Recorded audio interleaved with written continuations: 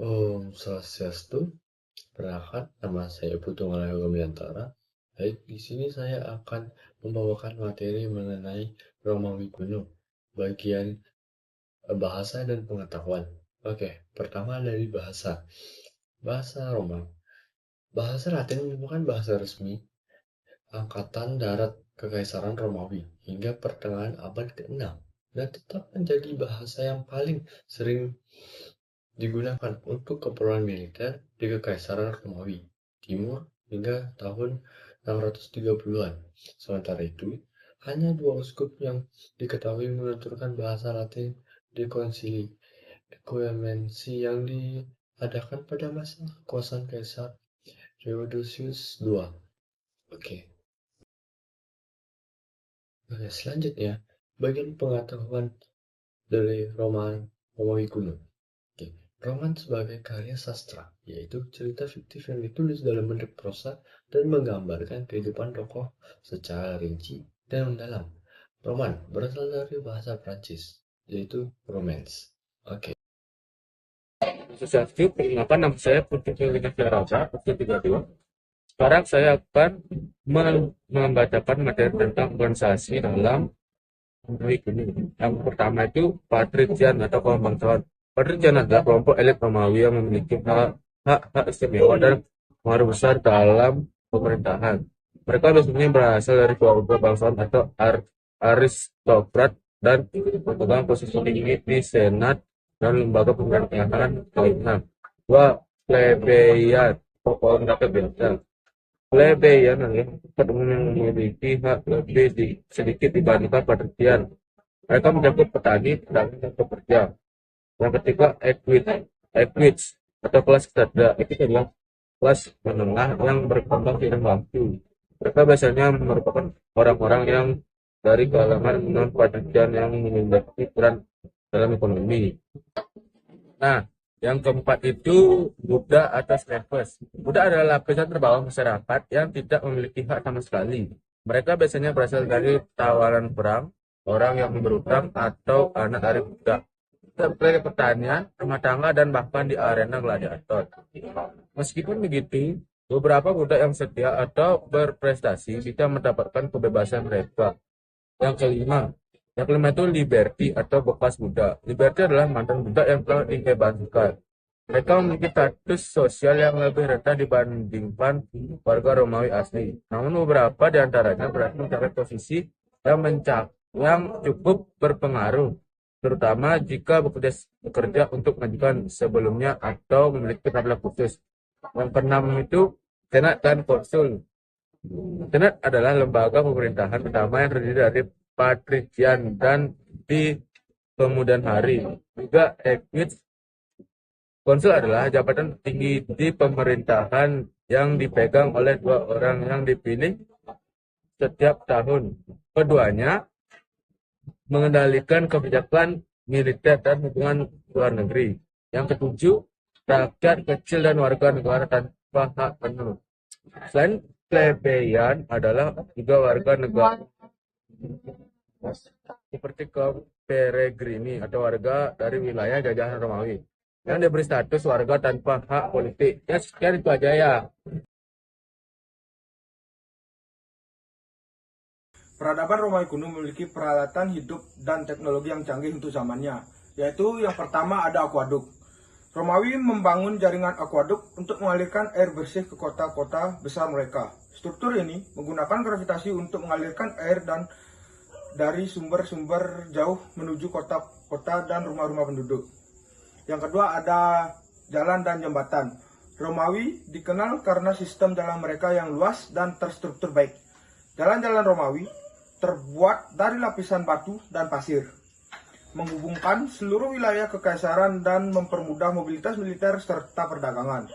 Yang ketiga ada pemanas hypocause. Mereka mengembangkan sistem pemanas ruangan yang disebut hypocause, di mana udara panas dari api dialirkan di bawah lantai atau di antara dinding untuk memanaskan ruangan, terutama di permandian umum dan rumah-rumah bangsawan. Yang keempat ada teknologi bangunan. Romawi menciptakan beton kuat yang memungkinkan mereka membangun struktur besar seperti Kolosium dan Pantheon.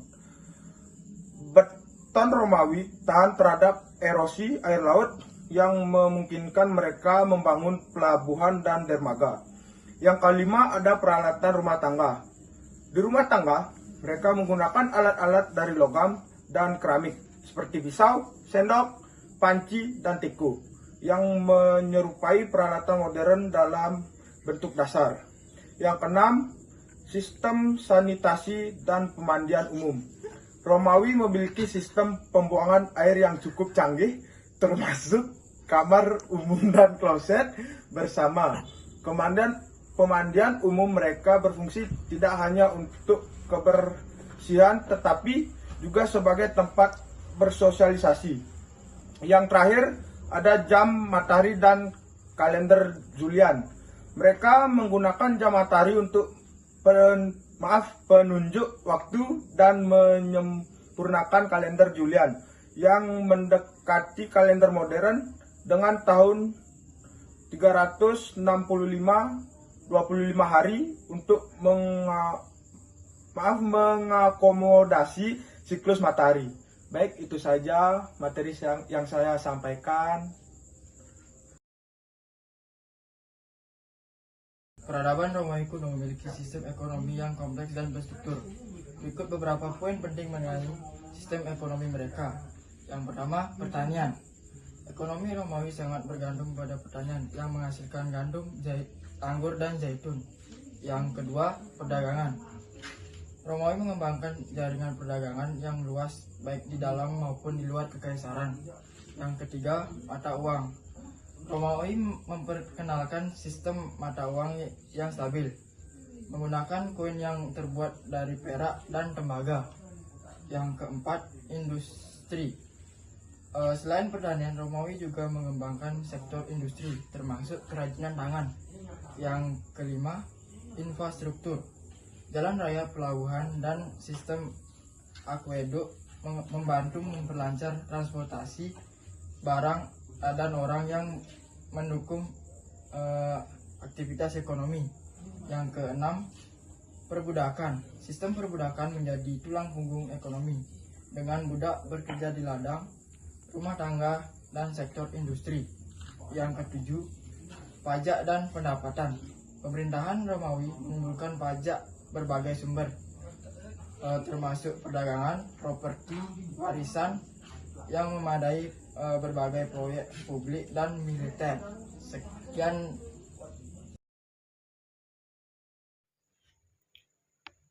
Sistem religi peradaban Romawi kuno. Sistem religi peradaban Romawi kuno adalah politisme, yaitu kepercayaan pada banyak dewa dan dewi.